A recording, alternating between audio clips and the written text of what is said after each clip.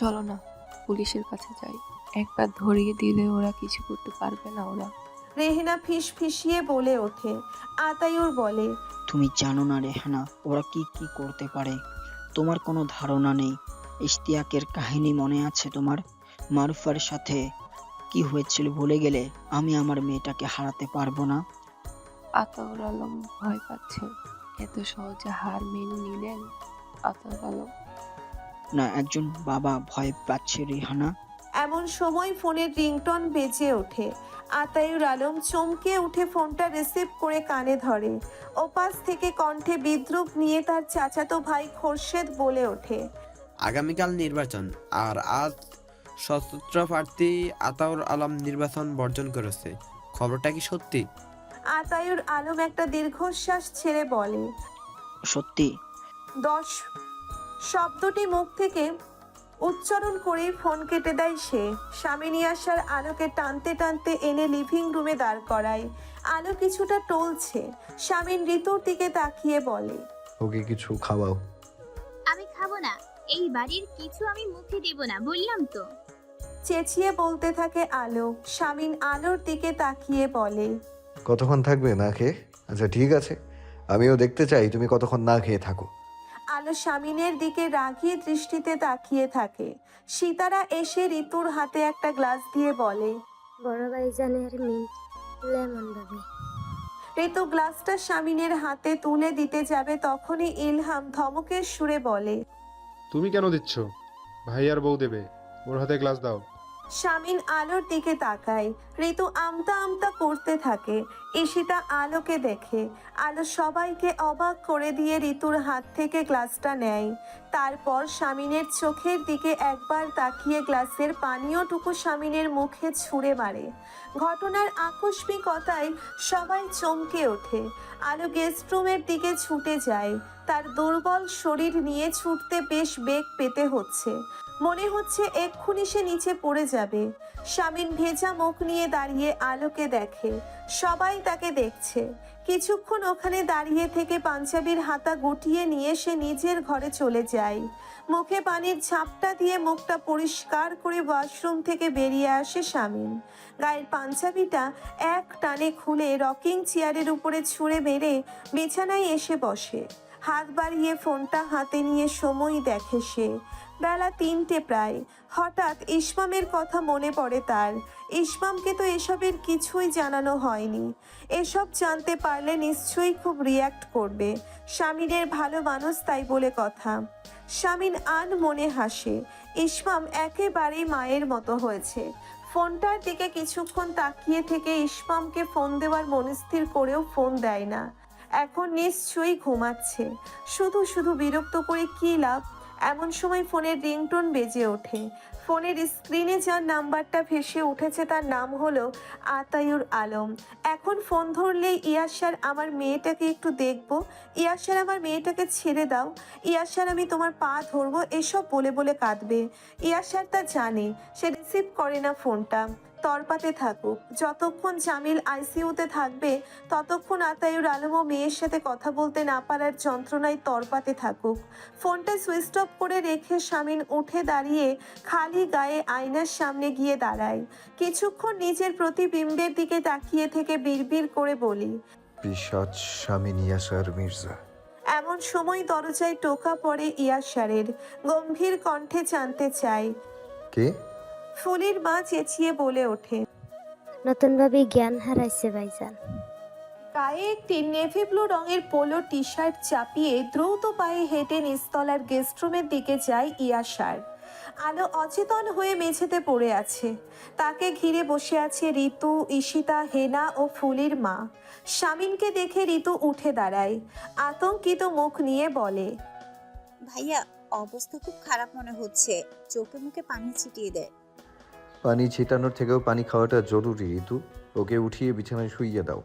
সবাই ধরাধরি করে আলোকে তুলে বিছানায় শুইয়ে দেয়। ঈশিতা ভাইয়ের দিকে রাগী দৃষ্টি দিয়ে তাকিয়ে আছে। স্বামী নিয়াসার তার দিকে তাকিয়ে বলে, পরীকে ফোন করে ডাক, এসে দেখুক। ঈশিতা কপাল কুঁচকে বলে, পরি কি ডাক্তার? ও স্টুডেন্ট, আর পরি কেন ডাকবো? ডাক্তার এলে তোমার অপকর্ম সব ফাঁস হয়ে যাবে সেই ভয়ে? হ্যাঁ তাই। তেজি কণ্ঠে বলে ওঠে ইয়াশার।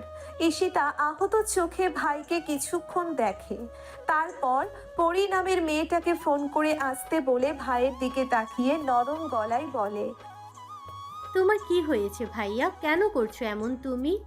বললাম না বংশের ঐতিহ্য চর্চা করছি। ঈশিতা দৃঢ়ভাবে বলে, জোর করে বিয়ে হয়? এই বিয়েটাই হয়নি। তুমি ওকে ওর পরিবারের হাতে তুলে দাও ভাইয়া। শত্রুতার জেদ ধরে তুমি মেয়েটার গোটা জীবনটা এভাবে নষ্ট করো না। মনে রেখো তোমারও বোন আছে। আমার বোনের জন্য আমি আছি, ভয় পাচ্ছি না তোর কথায়।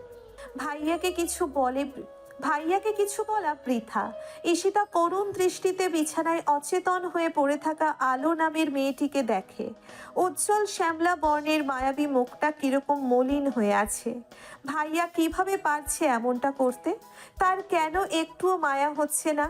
রিহানার হাতের পানির গ্লাসটা হাত থেকে মেঝেতে পড়ে ভেঙে গিয়ে তীব্র আওয়াজ হয়।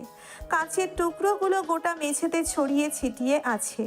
স্ত্রী পুনরায় অজ্ঞান হয়ে মাটিতে লুটিয়ে পড়েছে ভেবে আতায়ুর আলম ছুটে আসে। এসে রেহেনার দিকে তাকিয়ে ঘন ঘন নিঃশ্বাস ফেলে। রেহেনা থমথমে মুখ নিয়ে ঠান্ডা গলায় বলে, আলোর আপু, মেয়েটার কি হলো আলোর আপু? আতায়ুর আলম এগিয়ে আসে স্ত্রীর কাছে। রেহেনা হাউমাউ করে কেঁদে দিয়ে বলে, মেয়েটার গায়ে হাত তুলেছে, নিশ্চয়ই মেয়েটাকে মারছে খুব। মায়ের চিৎকার শুনে আজান আর আয়াত ছুটে এসে দাঁড়ায়। রেহেনার শরীরটা হঠাৎ কেঁপে ওঠে। আতায়ুর আলম এসে স্ত্রীকে ধরে। রেহেনা অস্ফুট স্বরে বলে, মেয়েটাকে দেখবো, কথা বলবো মেয়েটার সাথে। তুমি ওই পশুটাকে ফোন করে বলো আমরা সবাই মিলে ওর পায়ে পড়বো। ওই শুধু মেয়েটার সাথে একটু কথা বলিয়ে দিই। আতায়ুর আলম দু চোখ বন্ধ করে একটা নীরব আর্তনাদ করে ওঠে। সে তো সেই কখন থেকে চেষ্টা করে যাচ্ছে আলোর সাথে একটু কথা বলবে বলে। নির্দয় পশু পাষণ্ড ইয়াসারের মন গলেনি। আজান আয়াত একে অপরের মুখের দিকে তাকায়। ছোট থেকে বন্ধু মহলের সবাই তাদের খেপিয়ে এসেছে লুজার্স টুইন বলে। জীবনের এই পরিস্থিতিতে দাঁড়িয়ে তাদের এটাই মনে হচ্ছে তারা আসলেই লুজার্স। হঠাৎ কলিং বেলের আওয়াজ হয়। আতায়ুর আলম স্ত্রীকে ছেড়ে দিয়ে গিয়ে দরজা খোলে। দরজার বাইরে দাঁড়িয়ে আছে রনি, হাতে একটা প্যাকেট তার। মুচকি হেসে আতায়ুর আলমের দিকে প্যাকেটটা বাড়িয়ে দিয়ে বলে, মায়ের ব্লাড প্রেশারের ওষুধ। ধীর পায়ে গেস্ট রুমে ঢুকে পরি প্রথমে স্বামীনের দিকে তাকায়। স্বামীনের দিকে তাকিয়ে একটা ঢোক গিলে সে চোখ নামিয়ে নেয়। শ্রদ্ধা করলেও স্বামীন ভাইয়াকে সে ভীষণ ভয় পায়। সজ্ঞানে কখনো স্বামীনের সামনে পড়ে না সে। পরীর পিছু পিছু ঘরে ঢুকে পোনা। পরি পোনার মেয়ে, দুধে আলতা গায়ের রং নিয়ে জন্মেছিল বলে পোনা খুব শখ করে মেয়েটির নাম রেখেছিল পরি। পরি আসলেই পরীর মতো দেখতে। ঘরে দাঁড়িয়ে থাকা প্রত্যেকের মুখের দিকে তাকিয়ে পরি পোনার দিকে তাকায়। পোনা চোখ দিয়ে ইশারা করে পরীকে বিছানার দিকে তাকাতে বলে। সে বিছানায় শুয়ে থাকা আলোকে একবার দেখে পুনরায় নিজের বাবার দিকে তাকায়। পোনা মৃদু স্বরে বলে, বড় ভাবি তোর। আলোকে খুঁটিয়ে খুঁটিয়ে কিছুক্ষণ দেখে সে। মায়াবী মুখশ্রী, তাকালে সহজে চোখ ফেরানো যায় না। ধীর পায়ে হেঁটে গিয়ে বিছানার পাশটাতে বসে। আলোর পালস রেট চেক করে, ব্লাড প্রেশার চেক করে স্বামীনের মুখের দিকে তাকায়। স্বামীন তার দিকেই তাকিয়ে আছে। শরীর অত্যন্ত দুর্বল ভাইয়া, কিছু খাওয়াতেই হবে। কতক্ষণ না খেয়েছিল? 19 ঘন্টা। 19 ঘন্টা না খেয়ে দিব্যি থাকা যায়, পানি না খেলে সমস্যা হবার কথা। পানিও খাইনি। পরি আলোর দিকে তাকায়। সে কিছুই বুঝতে পারছে না এখানে কি হচ্ছে। কাউকে জিজ্ঞেস করবে সেই সাহস পরির নেই। নিচু স্বরে দৃষ্টি আলোর মুখের দিকে রেখে বলে, পানি শূন্যতার জন্যই হয়েছে, একটা চামচ দিয়ে খানিকটা পানি খাইয়ে দাও ঈশিতা আপু। তারপর বলে, এর হাত পায়ে ম্যাসাজ করে দাও, ধীরে ধীরে হুঁশ ফিরে পাবে। স্বামীন পরির কথা শুনে আলোর মুখের দিকে তাকায়। ঠোঁট বাঁকিয়ে ম্লান হাসে। মনে মনে বলে, বোকা বাবার ফটকা চালাক মেয়ে। এই রকমের যাতা স্ট্যামিনা নিয়ে এত তেজ দেখাও তুমি। ঈশিতা একটা গ্লাস আর একটা চামচ এনে আলোর মাথার কাছে বসে। ঋতু এবং সীতারা আলোর হাতে পায়ে মাসাজ করে দিচ্ছে। দীর্ঘ সময় অতিবাহিত হয়।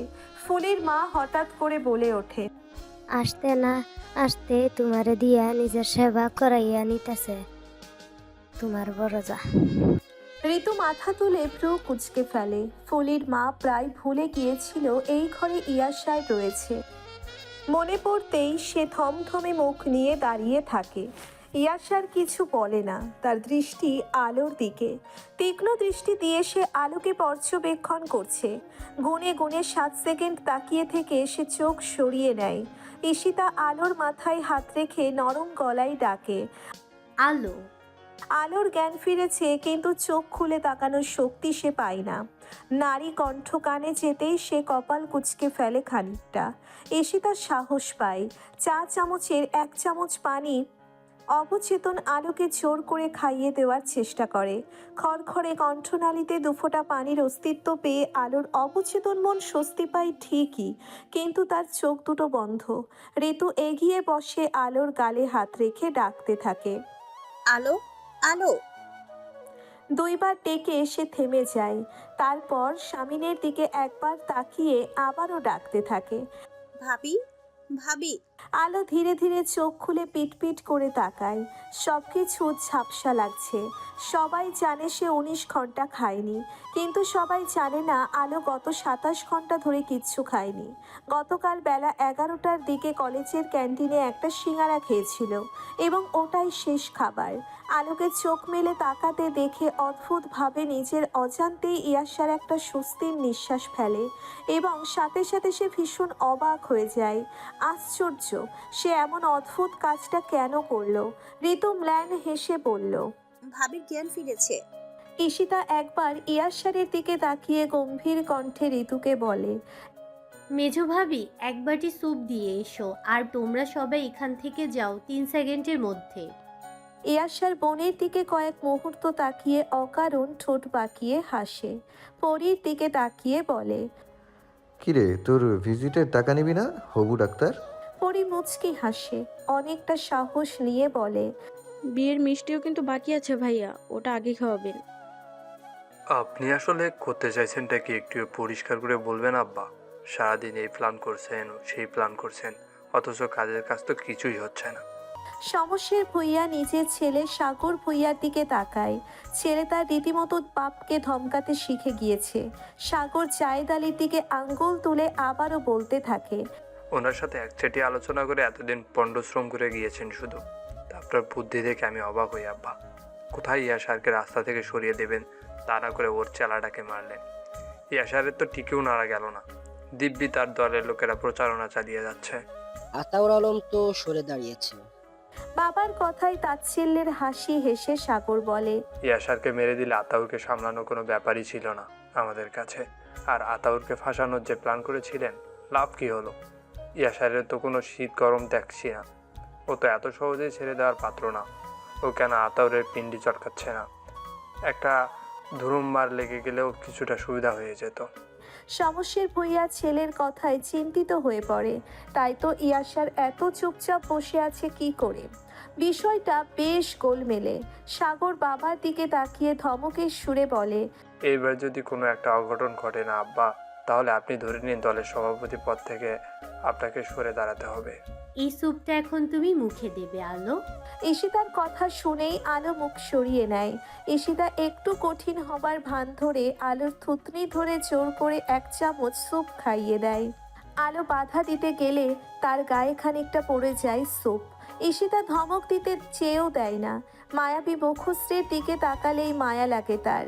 সে নরম গলায় আলোর মাথায় হাত রেখে বলে, তোমার বাবা মাকে দেখতে চাও? আর চান্স কিন্তু এখনো 50-50 আছে আলো।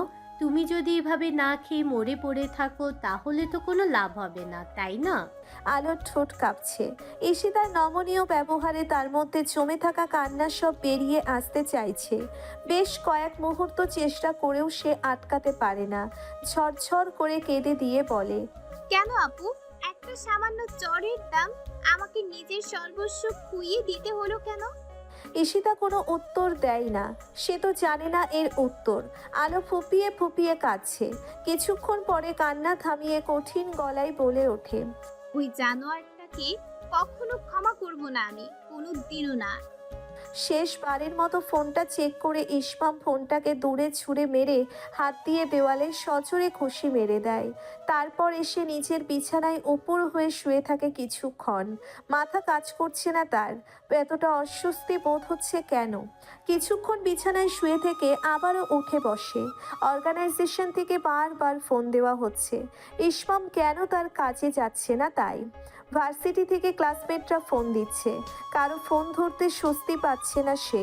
কিছুক্ষণ থম মেরে বসে থাকার পরে সে উঠে দাঁড়ায়। স্টাডি টেবিলের কাছে গিয়ে ড্রয়ার খুলে তার পাসপোর্ট বের করে কয়েক মুহূর্ত সেদিকে তাকিয়ে থাকে। তারপর গিয়ে মেঝে থেকে ফোনটা উঠিয়ে নেয়। মেঝেতে পড়ে গিয়ে ফোনটা সুইচ অফ হয়ে গিয়েছিল। সে ফোনটা অন করে অ্যাম্বাসিতে ফোন লাগায়। ক্যাচ ক্যাচ শব্দে দরজার নব ঘোরে। রাত প্রায় 10টা বেজে গিয়েছে। শামীম দরজা ঠেলে 2 সেকেন্ড সেখানে দাঁড়িয়ে থাকে। তার কপাল কুঁচকে থাকলেও চোখে অস্বস্তির ছাপ স্পষ্ট। নিজের ওপর নিজে প্রচণ্ড বিরক্ত হয়ে যায়। এখন এত অস্বস্তি লাগবে কেন? এত কাণ্ড ঘটিয়ে ফেলেও তো অস্বস্তি হয়নি একটুও। একটা ছোট নিঃশ্বাস ফেলে ঘরের ভেতরে এক পা ফেলে, আর চোখে পুরো ঘরের দিকে দৃষ্টি দেয়। আলোকে কোথাও দেখতে না পেয়ে আর এক পা ঘরের ভেতরে রাখতেই সে তার ঘাড়ের উপর কোনো ভারী বস্তুর আঘাত অনুভব করে। তৎক্ষণাৎ ডান পাশে তাকাতেই দেখে আলো একটা মোটা বই হাতে দাঁড়িয়ে তার দিকে তাকিয়ে আছে। প্রচণ্ড শক্তি খাটিয়ে শামীমকে আঘাতটা করেছে, তাই হাঁপাচ্ছে সে। আলোর প্রচণ্ড শক্তি খাটিয়ে করা আঘাতেও শামীমকে বিচলিত দেখা যায় না, বরং গা ছাড়া ভাব নিয়ে বলে, এক বাটি স্যুপ খেয়ে শক্তি ফিরে পেয়েছো? আলো দাঁতে দাঁত চেপে আর একটা বাড়ি মারতে যাবে, তখন শামীম তার হাত দুটো ধরে ফেলে। হাত থেকে বইটা কেড়ে নিয়ে দরজার পাশের আলমারিতে রেখে দেয়। দরজার সিটকিনি তুলে দিয়ে মৃদু হেসে বলে, তুমি নাকি কারাতে জানো, অথচ এখানে আসার পর থেকে দেখছি চর মারছো, থুতু ছুঁড়ে দিচ্ছ, মিন্ট লেমন ছুটছো, বই দিয়ে আঘাত করছো। এসব কোন ধরনের বাচ্চামো? মানুষ যখন ঘোর বিপদে পড়ে তখন তার মস্তিষ্ক কাজ করে না জানি, কিন্তু তোমার তো পুরো মেমোরি ডিলিট হয়ে গেছে। তুমি আদৌ কারাতে জানো তো, নাকি তোমার সৎ এবং মহৎ বাবা আতাউল আলম টাকা দিয়ে মেডেল কিনে দিয়েছে? আমার বাবার নাম মুখেও আনবি না কুত্তা। শামীম স্বাভাবিক গলায় বলে, কুত্তা বলছো কেন বারবার? আমি তোমাকে কামড়েছি, আঁচড় কেটেছি তোমার গায়ে?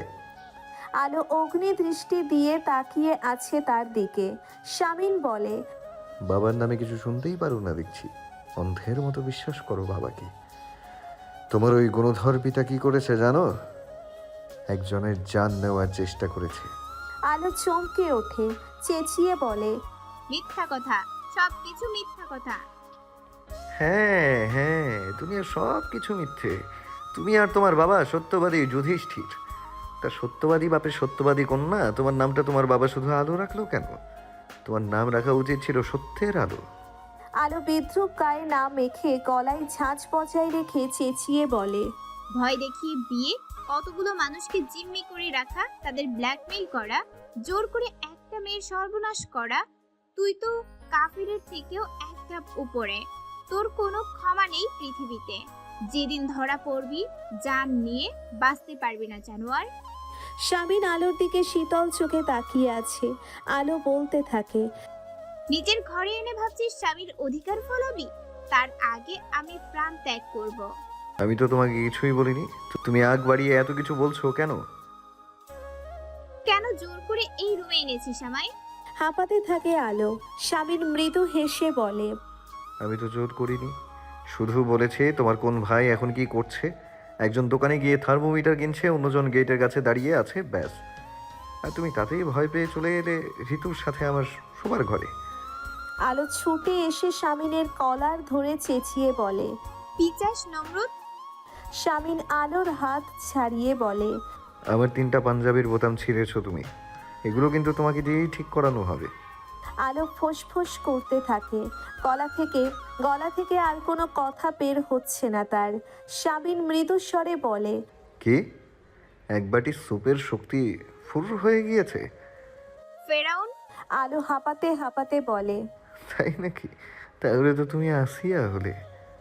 ডান হাত দিয়ে পকেট থেকে একটা চেক বের করে আলোর হাতের কবজি শক্ত করে ধরে ফেলে শামীম।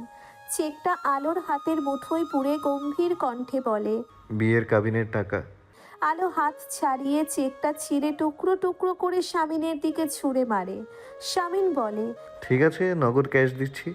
তুই মরবি মরবি তুই খুব শীঘ্রই ফেরাউন। তাই নাকি? তা নীলনদ কোথায়? বাংলাদেশে তো কোনো নীলনদ নেই। আলো অহেতুক তাকিয়ে থাকে শামিনের দিকে। শামিন আলোকে উপেক্ষা করে বিছানা থেকে একটা বালিশ নিয়ে ডিভানে রাখে। পায়ের চটি খুলে ডিভানে উঠে ওদিকে ফিরে শুয়ে পড়ে সে। গম্ভীর কণ্ঠে আলোকে বলে, ঘুমিয়ে পড়ো, আমি আছড়াবো না, কামড়াবো না। পাখির কিচির মিচির নতুন সকালের আহ্বান জানিয়ে দিয়েছে। জানালার থাই গ্লাস ভেদ করে কড়া মিষ্টি রোদ এসেছে, আলোর গালে আদর দিয়ে যাচ্ছে।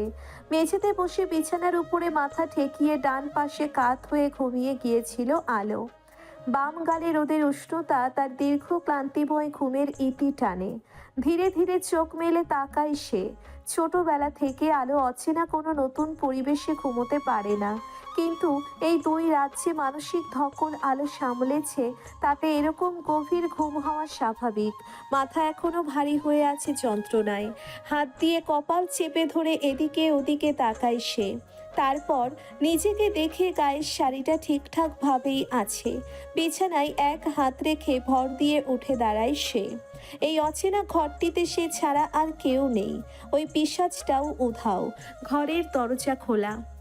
আলো এই সুযোগে দ্রুত পায়ে বের হয় ঘর থেকে। সে জানে এই কারাগার থেকে তার পালানোর পথ রাখেনি ওই চতুর শিয়ালটা। তবুও একবার চেষ্টা করলে তো ক্ষতি নেই। ঘরের বাইরে এসে সে নিচতলার সিঁড়ি দেখতে পায়। সিঁড়ি বেয়ে দ্রুত পায়ে নামতে গিয়ে থমকে যায় সে। নিচতলার লিভিং রুমে পিশাচটার 2জন লোক বসে আছে। এদেরকে নিশ্চয়ই ওই পিশাচটা তার উপর নজরদারি করতে এখানে বসিয়ে রেখেছে। আলো 2 মিনিট সেখানে দাঁড়িয়ে থেকে হতাশ হয়ে একটা দীর্ঘশ্বাস ফেলে ঘুরে দাঁড়ায়। ঘুরে দাঁড়িয়ে সে ঋতুকে দেখে। ঋতু আলোর দিকে ফ্যালফ্যাল করে তাকিয়ে আছে। ফিস ফিসিয়ে বলে ওঠে, পালাচ্ছিলেন নাকি ভাবি? আলো প্রায় দৌড়ে ঋতুর কাছে যায়। ঋতুর 2 বাহু ধরে আকুতির সুরে বলে, না পালাচ্ছিলাম না। আপনি আমার একটা উপকার করবেন, একটু দয়া করবেন আমায়। ঋতু চোখ বড় বড় করে ফেলে। সে কি উপকার করতে পারে আলোর? এদিক ওদিক তাকিয়ে নিচু স্বরে বলে, কি ভাবি? আমাকে আপনার ফোনটা দিবেন, আব্বু আম্মুর সাথে একটু কথা বলবো। দয়া করে ফোনটা দিন, আমি আপনার পায়ে পড়ছি। ঋতু আলোর 2টো হাত মুঠি করে ধরে। এদিক ওদিক তাকিয়ে ফিসফিসিয়ে বলে, আসেন আমার সরকার সাথে। দলীয় প্রার্থী স্বামী নিয়াসার মির্জা নিজ এলাকা 19 নম্বর ওয়ার্ড থেকে ভোটদান সম্পন্ন করে বেরিয়ে এসেছেন। ভোট কেন্দ্রের বাইরে গণমানুষের ভিড়। রাহাত এগিয়ে গিয়ে একটা ছাতা ধরে শামিনের মাথার উপরে। শামিন হাত দিয়ে সরিয়ে দিয়ে বিরক্ত ভঙ্গিতে বলে, 1000বার বারণ করেছি, আমার সাথে এসব করবি না। তোরা আমার চাকর? রাহাত লজ্জিত ভঙ্গিতে হাসে। তারপর বলে, না, আপনি আমাদের নেতা। শামিন এদিকে ওদিকে তাকিয়ে বলে, বাকি কেন্দ্রগুলোতে খবর নিয়েছিস ওদিকের কি অবস্থা? এমন সময় রাহাতের ফোন বেজে ওঠে। রাহাত পকেট থেকে ফোনটা বের করে শামিনের দিকে তাকিয়ে বলে, সবুজের ফোন। ও তো 15 নাম্বার ওয়ার্ডে আছে, নতুন 20 প্রাথমিক বিদ্যালয়, সমের ভুইয়া এলাকায়। শামিন বলে, জলদি ফোন রিসিভ কর। রাহাত শামিনের কথা মতোই ফোনটা রিসিভ করে লাউড স্পিকার অন করে দেয়। ওপাশ থেকে চেঁচিয়ে ওঠে সবুজ, রাহাত, আমাদের এজেন্টদের কাজে ব্যাঘাত ঘটানো হচ্ছে। 2 দলের মধ্যে হাতাহাতি হয়েছে এক পর্যায়ে। পুলিশ কি করেছে? ঘাস খাচ্ছে। সরকারি পার্টির এজেন্টদের সাথে গাইগুই করে বুকের পাঠা দেখে। সমসময়ের ধামড়া ছেলেটা করেছে সব। কি করব, ভাইকে বল ওসিকে ফোন দিতে। শামিন রাহাতের হাত থেকে ফোন নিয়ে বলে, ওসিকে ফোন করার দরকার নেই, আমি রাখছি। তুই গুলোকে চিহ্নিত করে রাখ। আতায়ুর আলম ফোনটা রিসিভ করে কানে ধরতেই আলো কাপা কাপা গলায় বলে ওঠে, আব্বু। আতায়ুর আলম 2 চোখ বন্ধ করে একটা গভীর নিঃশ্বাস ফেলে। তার মুখে কোনো কথা আসছে না। আলো বলতে থাকে, কার জ্বর আব্বু? তোর আম্মুর জ্বর উঠেছে, প্রেশার বেড়ে গিয়েছে, আলো চুপ করে থাকে। আতায়ুর আলম বলে, তোকে মেরেছে আম্মু, খেতে দিয়েছে তোকে। আলোর চোখ বেয়ে দুফোঁটা তরল গড়িয়ে পড়ে। কণ্ঠনালীতে জমে থাকা কান্না জোর করে দমিয়ে রেখে কণ্ঠ স্বাভাবিক করার চেষ্টা করে বলে, ঠিক আছে আব্বু, কেউ আঘাত করেনি, খেতে দিয়েছে আমায়। আতায়ুর আলম আর্তনাদ করে ওঠে। মা, আমার মা, তুই তোর অপদার্থ বাবাকে মাফ কর মা, ক্ষমা কর আমায়। আলো ঝরঝর করে কেঁদে ফেলে। আলোকে দেখে ঋতুর চোখে পানি এসে যায়। কয়েক মুহূর্ত কেঁদে কান্না থামিয়ে বলে, আজান আয়াত কোথায়? ওপাশ থেকে আজান আয়াতের ভাঙা গলার আওয়াজ শোনা যায়। এই তো আপু, আমরা এই তো। আলো ধরা গলায় বলে, ভাই দুটোকে সামলে রেখো আব্বু, ওরা আমার কলিজা, টিচার্সটা ওদের উপর নজর রাখছে। আতায়ুর আলম কাঁদতে থাকে। আলো বলে, আমার সুপার হিরো এভাবে কাঁদতে পারে না। তুমি কেঁদো না আব্বু, ইয়াসার আমাকে আর যাই করুক জানে মারবে না। তোমার মেয়ে হয়তো বেঁচে থাকবে। আমি কি পাপ করেছি আম্মু? আলো চুপ করে থাকে। তারপর বলে, নির্বাচন বর্জন করেছ আব্বু? দরকার নেই, দরকার নেই, আমার আর কিছু দরকার নেই। আলো মুখে হাত চেপে কিছুক্ষণ কেঁদে নেয়। তারপর কণ্ঠস্বর স্বাভাবিক রেখে বলে, রাখছি আব্বু, আম্মুকে দেখবে। এই নাম্বারে আর ফোন করবে না, একজন বিপদে পড়ে যাবে তাহলে। ফোন কেটে আলো ধপ করে মেঝেতে বসে পড়ে। ঋতু নিচু হয়ে বসে নরম গলায় বলে, ভাবি কাঁদবেন না। ডাকবে না আমায় ভাবি, আমি কারো ভাবি নই। না আমি কারো বউ, ডাকবে না ভাবি আমায়, ডাকবে না, ডাকবে না। গলা ছেড়ে চিৎকার করতে থাকে আলো। কিরে, ভাইকে দেখে তোর সব হাওয়া বেরিয়ে গেছে? কথাটি বলেই সবুজ সাগরকে কুৎসিত একটা গালি দেয়। সাগর তাতে ভ্রুক্ষেপ না করে ইয়াসারের দিকে তীক্ষ্ণ দৃষ্টি দিয়ে তাকিয়ে থাকে। ইয়াসার তার দিকে তাকিয়ে আছে। কিছুক্ষণ পরে নীরবতা ভেঙে সাগর হেসে বলে, অনেকদিন পর তোর সাথে দেখা হলো ইয়াসার, দেখে খুব ভালো লাগছে, আমি আনন্দিত। কিন্তু আমার ভালো লাগছে না, ইচ্ছে করছে তোর গালটা চেপে ধরে জানটা বের করে দিতে। ঠান্ডা গলায় জবাব দেয় ইয়াসার। সাগর উচ্চ শব্দে হাসতে থাকে। হাসি থামিয়ে বলে, ধীরে নেতা ধীরে, ভোট কেন্দ্রে দাঁড়িয়ে জনগণের জান নেওয়ার হুমকি দিচ্ছেন। কেউ ভোট দেবে আপনাকে? এক সময় তুই আমার অনেক ভালো বন্ধু ছিলি, তাই তোকে বরদাস্ত করে গিয়েছি সাগর। নিজের অওকাদের মধ্যে থাকবি, নয়তো খুব খারাপ হবে। সাগর দাঁতে দাঁত চেপে শার্টের হাতা ফোল্ড করতে করতে বলে, কি করবি তুই, কি করবি? শালা কাপুরুষ, আতাউরের মতো একটা চামচিকা, যার দলের লোক পেরে দে, সে কি করবে আমাকে? তুই কিভাবে জানলি আতাউর সব করেছে? স্বামীনের এমন সরাসরি প্রশ্নে সাগর থতমত খায়। আমতা আমতা করে বলে, জানি, সব খবর আসে আমার কাছে। আচ্ছা তুই আতাউরের সাথে কি করছিস বলতো? শালা বসে গিয়েছে, কোনো গলায় রামদা ধরেছিলি নাকি? বেশি চালাকি করবি না সাগর, এখানে কোনো ঝামেলা করবি না। সত্যি যদি মায়ের বুকের দুধ খেয়ে থাকিস তাহলে নির্বাচনের ফলাফল পর্যন্ত অপেক্ষা কর, তখন মুখোমুখি হ। আচ্ছা তাই নাকি? খুব আত্মবিশ্বাস না তোর? তুই তো মেয়েদের হাতে চর খাস শালা, তোকে কে ভোট দিবে? স্বামীন দাঁতে দাঁত চেপে দাঁড়িয়ে থাকে। এখানে সে মারামারি করতে চায় না, নয়তো আজ সাগরের খুব খারাপ অবস্থা করে ফেলতো। ঋতু একটা প্লেটে অল্প ভাত এবং একটু মাংসের তরকারি নিয়ে ইয়াসারের ঘরে ঢোকে। আলো মেঝেতে বসে বিছানায় পিঠ ঠেকিয়ে রেখেছে। তার দৃষ্টি মেঝের দিকে। ঘরে ঋতুর অস্তিত্ব টের পেয়ে তার দিকে তাকায়। আলোর মুখোমুখি হয়ে মেঝেতে বসে ঋতু প্লেটটা তার দিকে বাড়িয়ে ধরে। নিন ভাবি, ভাতটা খেয়ে নি, অল্প এনেছি। বললাম না আমাকে ভাবি ডাকবেন না। ঋতু ম্লান হেসে বলে, আচ্ছা ডাকবো না, আপনি খেয়ে নিন না প্লিজ, দয়া করে খেয়ে নিন। আলো প্লেটে হাত দেয়। কিছুক্ষণ প্লেটের দিকে তাকিয়ে থেকে বলে, এই খাবার কোথা থেকে আসে জানো? তোমার শ্বশুর বাড়ির পাপের টাকায়। ঋতু চুপ করে থাকে। এমন সময় ঈশিতা ঘরে ঢোকে। সে দরজার বাইরে থেকে আলোর কথা শুনে ফেলেছে। ঘরে ঢুকে আলোকে বলে, খাবারটা যেভাবেই আসুক এটা তোমার রিজিকে ছিল, এখন খেয়ে নাও, কালকের মতো শুরু করো না। ভাইয়া সন্ধ্যায় বাড়িতে আসতে সিন ক্রিয়েট হবে, চুপচাপ থাকো, শান্ত থাকো। আমি ভাইয়াকে বোঝাচ্ছি যাতে সে তোমার প্রতি নরম হয়। ঋতু মাথা তুলে ঈশিকাকে বলে, ভোট দিয়েছো আপা? হ্যাঁ ভাবি, তুমি যাও, মেঝো ভাইয়া অপেক্ষা করছে তোমার জন্য। ঋতু উঠে চলে যায়। ঈশিতা আলোর কাছে এগিয়ে এসে বিছানায় বসে। আলোর দিকে দৃষ্টি দিয়ে ঠান্ডা গলায় বলে, খেয়ে নাও, আমি এখানে বসে আছি আলো, খেয়ে খালি প্লেটটা আমার কাছে দাও। অবজেশন পার্টির সভাপতি শমশের ভূঁইয়া পেয়েছে 48,306 ভোট। অপরদিকে